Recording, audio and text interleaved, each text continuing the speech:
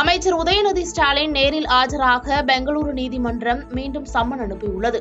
சனாதன தர்மம் குறித்து பேசிய அமைச்சர் உதயநிதி ஸ்டாலினின் வழக்கு நேற்று நீதிபதி பிரீத் முன்னிலையில் விசாரணைக்கு வந்தபோது உதயநிதி ஸ்டாலினோ அல்லது அவரது சார்பில் வழக்கறிஞரோ ஆஜராகவில்லை. அதே நேரத்தில் மற்ற 3 பேரின் சார்பில் அவர்களது வழக்கறிஞர்கள் ஆஜராகி வக்காலத்து தாக்கல் செய்தனர்.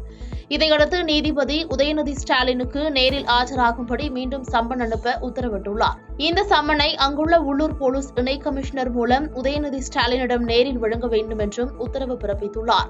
மேலும் வழக்கின் விசாரணையை அடுத்த மாதம் 26ஆம் தேதிக்கு நீதிபதி ஒத்திவைத்தார்.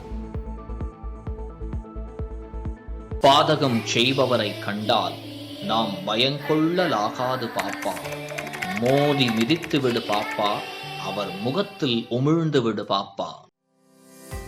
அண்மை செய்திகளை உடனுக்குடன் தெரிந்து கொள்ள இணைந்திருங்கள் இயம்நாடு தொலைக்காட்சியுடன்.